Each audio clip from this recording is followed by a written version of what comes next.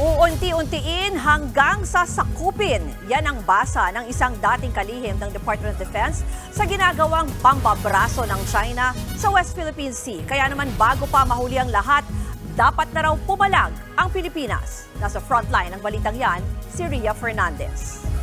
Tingin ko, it is time, no more Mr. Good Guy, tit for tat. Iyon ang dapat ng ginagawa natin. Ito ang matapang na pahayag ni dating Defense Secretary Orly Mercado sa panibago at mas marahas na pambubuli ng China sa mga sundalong Pilipino na nagsagawa ng resupply mission sa Ayungin Shoal. Ayon sa mapagkakatiwalaang source ng News 5, madaling araw nitong Lunes nang harangin ng ilang China Coast Guard vessel ang mga rubber boat ng Philippine Navy na papunta dapat sa BRP Sierra Madre. Hinabol sila, binangga at binutas pa ang ibang rubber boat para hindi makaabante.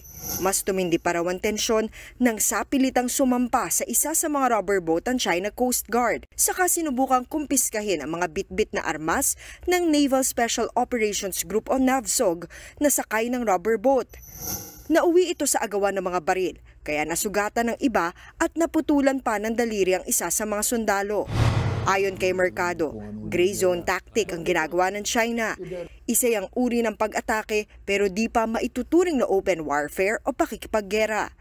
Kung hindi raw tayo papalag, uulit-ulitin lang nila ito hanggang makubkob ang South China Sea. Yung gray zone tactics na yan, talagang push ka ng push, pero you want to win the war without firing a shot. Mungkahi pa ni Mercado, dapat gawin din ng Pilipinas kung ano ang ginagawa sa atin ng China. Bakit hindi tayo? Kung binabanatan tayo ng what you call this, ng water cannons, bakit hindi rin tayo gumamit ng water cannon? Tapos ipambomba natin yung tubig ng Pasig River para magkaroon sila ng katutak na infeksyon. Tingin naman ng International Affairs Analyst na si Professor Renato De Castro, direktang pag-atake na sa Pilipinas ang ginawa ng China. Pwede na raw itong gawing basehan para paganahin ni Pangulong Bongbong Marcos ang Mutual Defense Treaty ng Pilipinas at Amerika.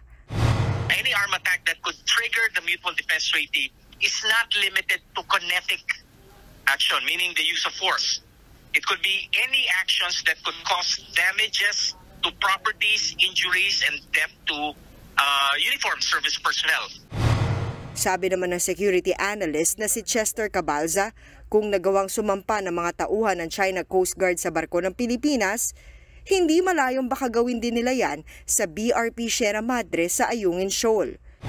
Kapag nangyari yan, ibig sabihin kailangan na natin i-invoke yung Mutual Defense Treaty.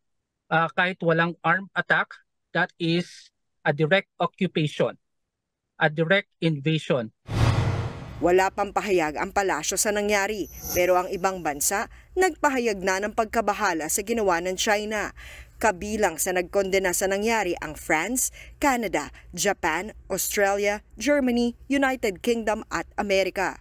Ilang beses nang tiniyak ng Amerika na matibay ang commitment nila sa Mutual Defense Treaty sa Pilipinas. Pero sa huling Shangri-La Forum sa Singapore, sinabi ni US Defense Secretary Lloyd Austin na hanggat maaari, ayaw rin nilang umabot sa punto na may mamamatay dahil sa girian ng Pilipinas at China. Tingin tuloy ng international studies expert na si Professor Romel Banlawi, hindi natin dapat gamitin ang Mutual Defense Treaty dahil mukhang hindi rin naman handang makipaggera ang Amerika. The more we harden our position, the more China will harden also its reaction. Military solution is not a solution to territorial disputes. The only solution to territorial disputes is peaceful settlement. Nagbabalita mula sa Frontline, Ria Fernandez, News 5. Mga kapatid, Lucy Cruz Valdez po, maging maalam at may pakialam sa mga napapanahong balita sa bansa. Tumutok at mag-subscribe sa News 5 social media pages.